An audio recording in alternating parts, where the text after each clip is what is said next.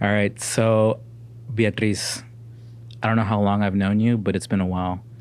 It has. I want to say 2010, maybe more. Maybe 10, 11. Yeah. So, yeah, around that time. It was somewhere in high school. But as a person, I've kind of seen you grow, since like high school up into college, up into your party days, to your first job, to the beginning position where you are at now, and now pretty much where you're at today, like in your job. Do you mind telling us a little bit about what you do and kind of how you got there? So currently what I do is I'm a grants coordinator, program manager. So I manage grants. I oversee the sponsorships that we give out to organizations in the state of Arkansas, Okay. where they can get awarded up to $5,000 to carry a health-related event. Okay. And then I oversee several programs within our agency. One being, the mobile health unit that is our very well-known program here in the state of Arkansas. It travels delivering free health screenings. Yeah. We do referrals to low-income clinics and keep in connection. And keep connected with participants that come out with abnormal screenings, because we want to make sure that, if we refer them somewhere, they get the proper care. And if they didn't, what was the barrier to that? And if there's something that we can help to eliminate the barriers. Exactly. I was still in college when I came into this profession of preventative health, public health. Yeah. It's not where I imagined I would be. I originally, going into college, I was going for international business. The one that made me change career, the class that made me change career, was business statistics. Okay. I was like, this is not it. And I changed my major to criminal justice law enforcement. Okay. Where I saw myself go with that is to be a victim advocate. And what they do is they deal with cases of abuse, domestic abuse, sexual assault, things like that, to help them get the resources that they need and overcome that trauma. Yeah. So like connecting them with resources, therapists, any resource that they need to help them, again, overcome that. Yeah. So what made you so that career path is definitely something that requires like a lot of dedication, because that's a pretty heavy topic, a pretty heavy subject. What made you want to pursue that? Like, was there like something that you saw like within your community, within just like those chismes going around, or what kind of made you want to kind of go into that route? Victim advocacy? Growing up, being Hispanic, mainly being Mexican, it tends to come with a lot of machismo, a lot of abuse. It doesn't have to be physical. It can be mental, verbal. All at the end of the day, it's trauma that someone goes through, and I've seen it. And it's something that I wish that people that are going through that knew that there are resources that can help them, and that it's okay to accept that help. Exactly. And I feel like a lot of people in our culture, our community, they either don't know about all these resources that are available to them, or they're kind of scared to approach it, or they don't know how to go about it. So I think it's really interesting that you are wanting to like make that more accessible to people. And that's kind of like what inspired you, right? Yes, for sure. Because, within the Hispanic community, it comes with a lot of barriers. The whether they're legal here or not. Not even like not being able to drive. Exactly. Being so dependent upon the abuser or, the partner, that you don't see any way out of it. Exactly. The support for it. So that's what I wanted to provide and help bring to the community. But like you said, it's a heavy it's a heavy job. Yeah, it requires a lot of I want to say a strong mental health, because a lot of the cases, especially some, and this is just me basing my experiences off TV shows that I watch. Some of them are pretty, to the point, heavy, and it's like, hey, dang, what the heck? This is actually going on, in our society, and it's just not, on TV. It's happening every day, all the time. So yeah. And and then I was like, this is not what I can do, because like you mentioned, it requires a strong mental health. Yeah. And that's something that I didn't have. Yeah. And I currently struggle with. Yeah. So, and it came a long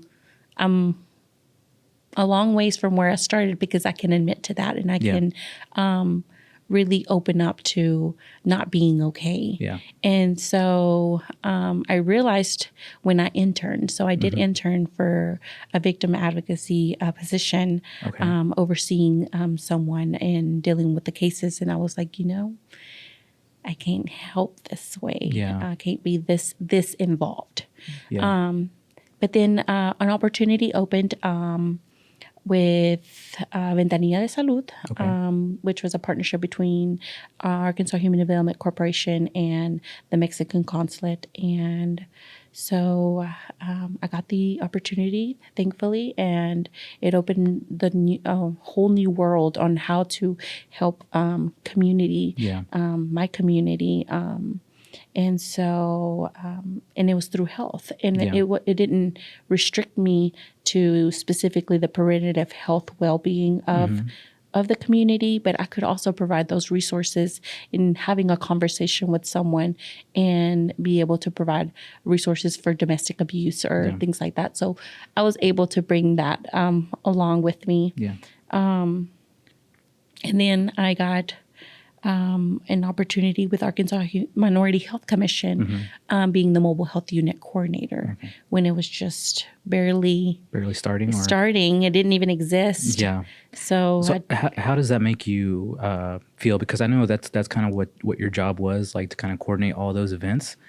How was that first event for you? Was it something impactful for yourself, for the community? What did you feel during that first event? It felt empowering. Empowering for even like the individuals that I came across. That sense of giving them that empowerment. And they walked off with, the education, the resources that they need. And it just stayed with me, being able to do that for someone. In impacting lives in that way, and being able to gather all these people for, that mission. It was something heartfelt for sure. I love giving back. It's, ¿cómo se dice? Like, it's immediate. I get immediate gratification, from it. Yeah, I think, I kind of reflect back to when I was younger, and I'm pretty sure this was the same case for you. Like, we had to do everything for our parents, in the aspects of like having to deal with, school, hospitals. We were always their translators. Pretty much, if it wasn't for their kids, I feel like our parents would have struggled a lot in this country.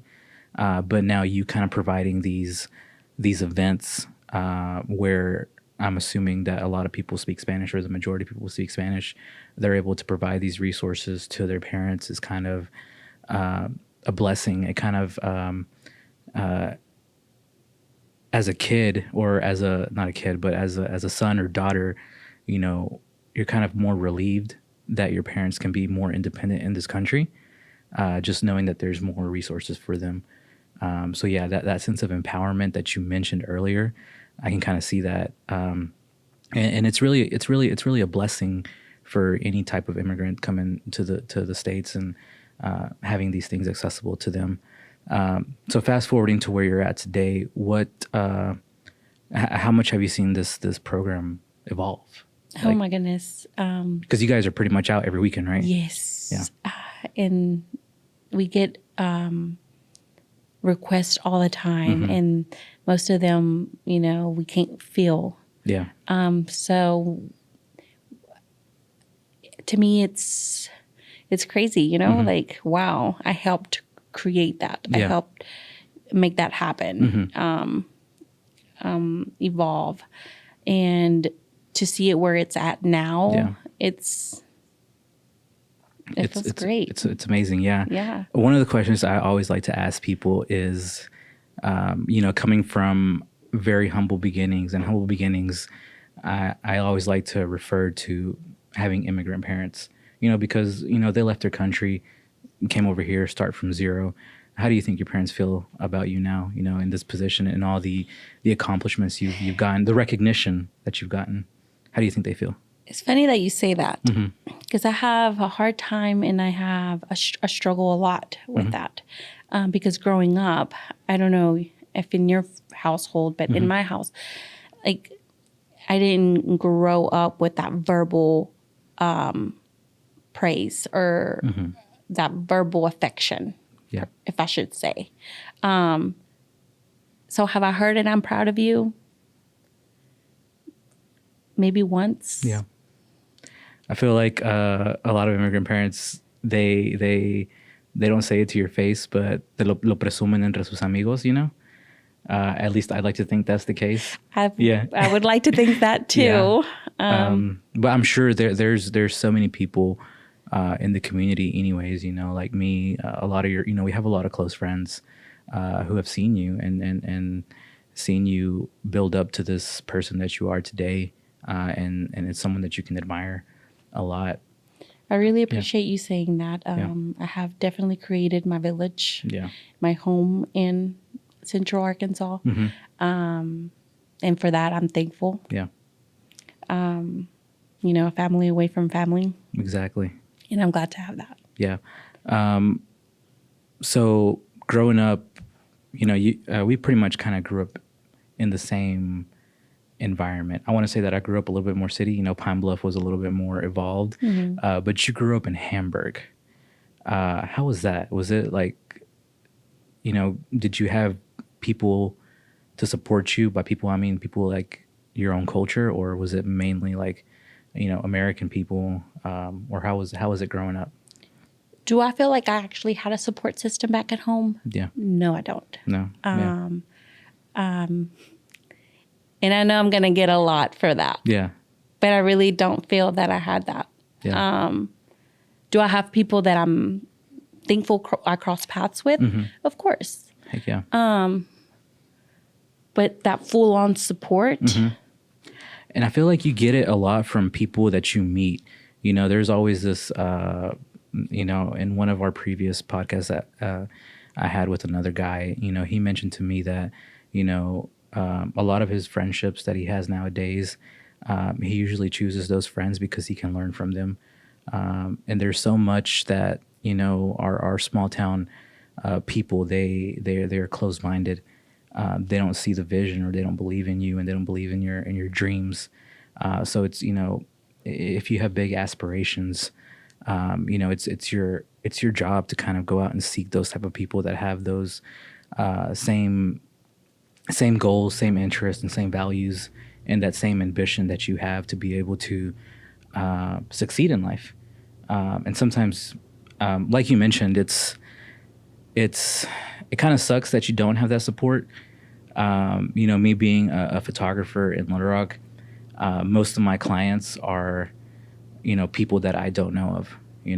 There's a very small percentage of people that have hired me, that have known me for a really long time. And it really does suck to like kind of see some people that I grew up with, or family members that I grew up with, go out there and hire somebody else. I'm like, dang, for real? Like you could have hired me. So no, I kind of relate to you in that way. But if there is something that you could say to those people, or like someone in high school right now in your hometown, what would be like a message like of kind of like how to get out of that small town mentality and kind of come to the city and be a better person, or just a person that can actually make a lot more impact in the community? That's a good one. Yeah. A good one in the sense that I really don't have much to say. Okay. I feel like everyone creates their own path. Exactly.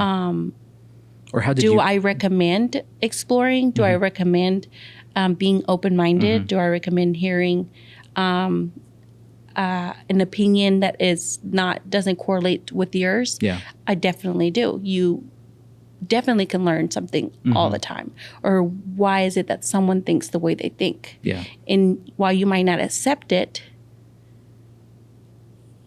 it makes sense to that person. Yeah. In a way. And for that, I'm just like, you live, you learn, you move on. What's meant to come with you comes. What's meant to cross paths later on might happen.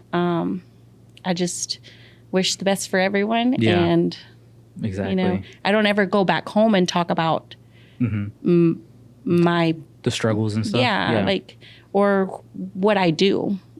Majority of the people don't know what I do back at home. Yeah, I'm the same way. I mean, people think I'm a photographer and that's it. But, there's so much to that I think we're still doing, I feel like we have surrounded ourselves by people that always have a next step in the future. And a lot of people, I feel, they get kind of stuck. Which I'm glad that it's not the case for me or for a lot of my friends. They're always out there seeking what's next, what's the next move. But I also think with that, like, what's the next move? Always thinking about what's next. I mean, I relate to that. Yeah. But I also relate to being stuck. Yeah. And that's something that I'm currently living through and processing and trying to move forward to my next step. Okay. But it also comes with being, attached to what loving what you do, but at the same time knowing that it's, time to move forward. Time to move forward. Well, talking about, things that you feel stuck, you recently won an award, and correct me, or just to clarify that, it was Mentor of the Year? Was that the correct term? Minority Mentor of the Year. Minority Mentor of the Year. Okay, so personally, I think that the title of that might have been not correct, because when I look at you, I don't look at you like a mentor. I look at you like a leader. You have people under you. You have people that you're bringing up, and people that can look up to you and really feel inspired. But that was the name of the award you won. How do you feel about getting that Minority Mentor of the Year award? I feel humbled.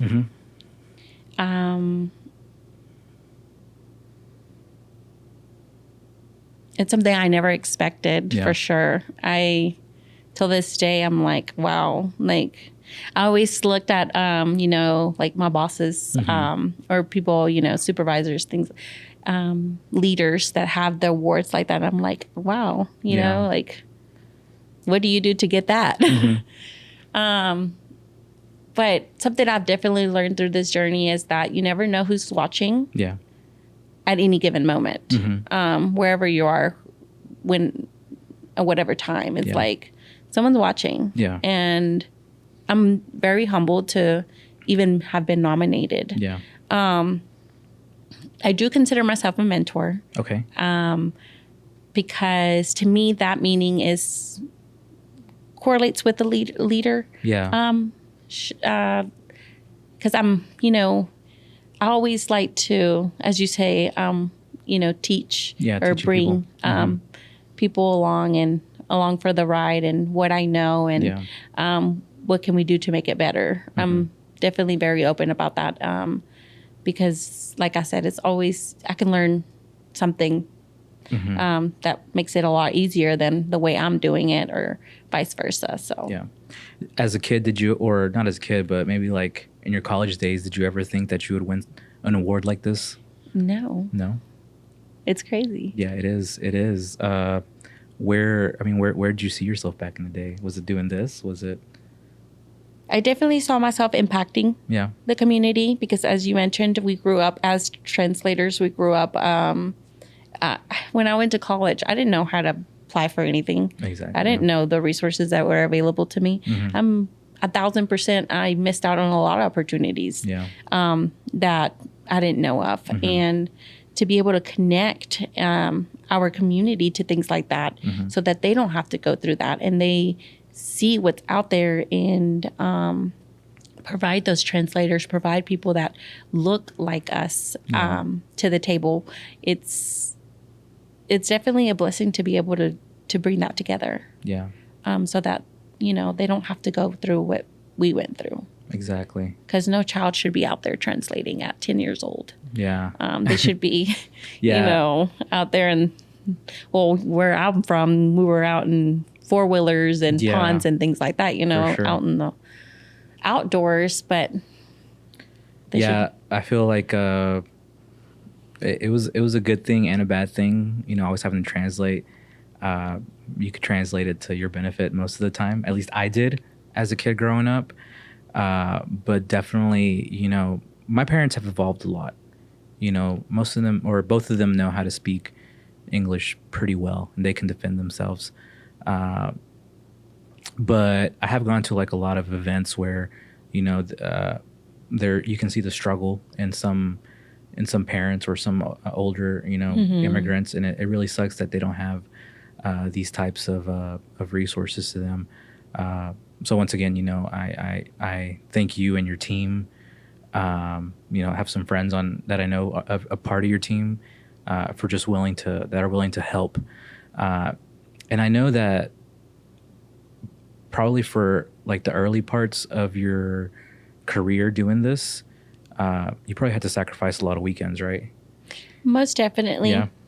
But I definitely made it work. Was it worth it, or how does that make you feel? Because for myself, I'm a photographer and I work every weekend, and it definitely puts a toll on me. I'm like, dang, I wish I was out there with my friends right now, not stuck at this event on a Saturday or a Sunday. How did you overcome that, or how did you deal with that? Was it ever a problem for you, or you just kind of went out there and was like, this is what I got to do This is what I got to do. Yeah. Being in college, I worked myself. Yeah. I worked through my entire college career. Yeah. I remember one time I was like, okay, this is getting hectic a little, like my classes. And I stopped working for like 2 months and with the support of my parents. And I was like, no, this is not for me. I have to work. So I got back to working. Okay. And I'm thankful and blessed to be able to have been provided for myself. Of course, always had the support of my parents when I needed it. Yeah. But for the most part, I had to do what I had to do. Yeah. And what was your first job? My first job. Well, my first job was back at home. Okay. I packed tomatoes. Packed tomatoes? Yeah, okay. For a year. I think I only did it a year. Well, I think Hamburg and Warren are pretty close, right? Yes, but I did in Hamburg. Okay. Well, actually, it was like North Crossett or something. Okay. And then I did that I really think it was just one summer. And then that next summer, I was already able to work. And then I started working at where everybody works in that small town. Yeah. It's Jade, the little grocery store the only grocery store in town. So you started off with the pretty Mexican job. Oh, yeah. Yeah. Same for me. I started picking blueberries. Yeah. But it's funny that you say that, packing tomatoes, because that's what my parents did when they first got to Warren, Arkansas. That's what they did.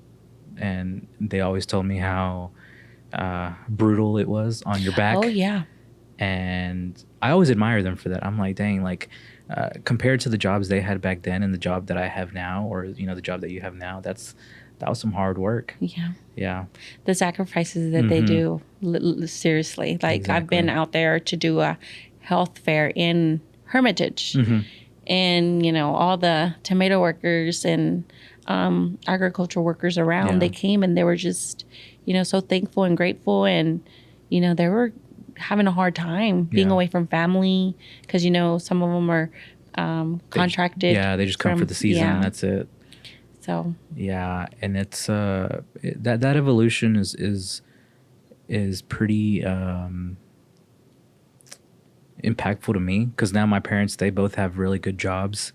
My dad, he's been working at a company for about 20 years now, and he gets paid really good.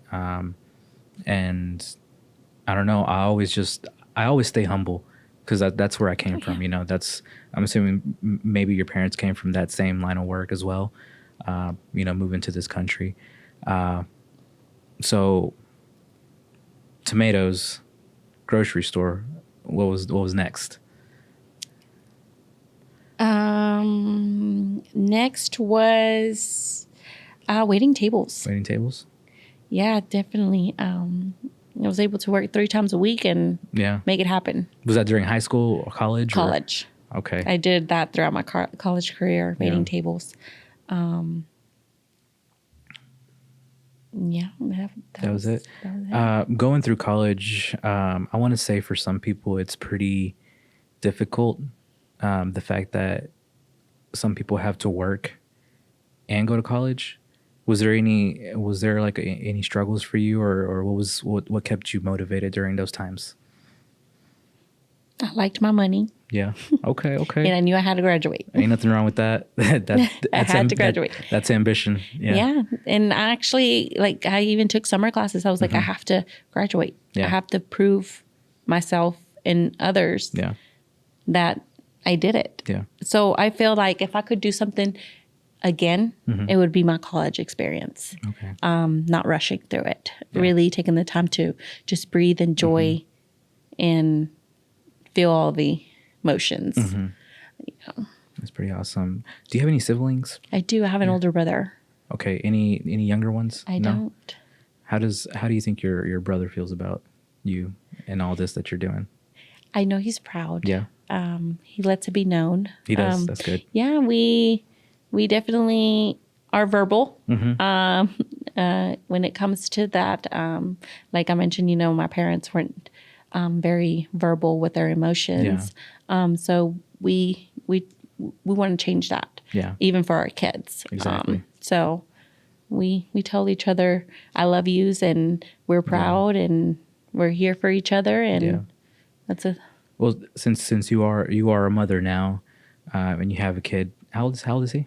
He's 3. 3 years old, so he's gonna start school pretty soon. Like in he is 2 in years. School. He is in school. Yes. Yes. One of the things I always like to ask is, I want to say I'm not envious of kids nowadays, because they have a lot more of their people here, a lot more of their culture, and we kind of grew up, or at least I did, always having that culture barrier. Like I would get made fun of a lot for not knowing who like certain actors were, or who certain like singers were. I'm still bad at that. Yeah, I'm like, dude, I didn't grow up like knowing this. I grew up listening to Chente, Ramon Ayala, stuff like that. How do you feel like your son's gonna be brought up now that he has? I'm very curious. Yeah. Me and my partner actually talk about that all the time. I'm like, who is he gonna be? Yeah. But whatever he's gonna be, I know it'll be great. Yeah. My wish, Yeah. And I'm doing the best I can to, we're doing the best that we can to raise him. That's good. All right. So I think I'm gonna wrap it up. What's next for you? What's next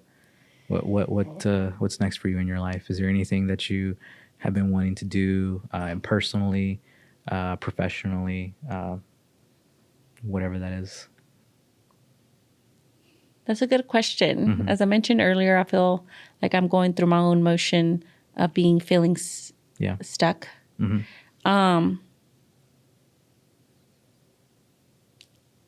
it's going to be great. It's going to be great. It's going to be great. Well, whenever you're ready to tell us, let us know. For sure. And we'll be happy to announce the whole world. Awesome. Well, Beatriz, thank you so much for your time.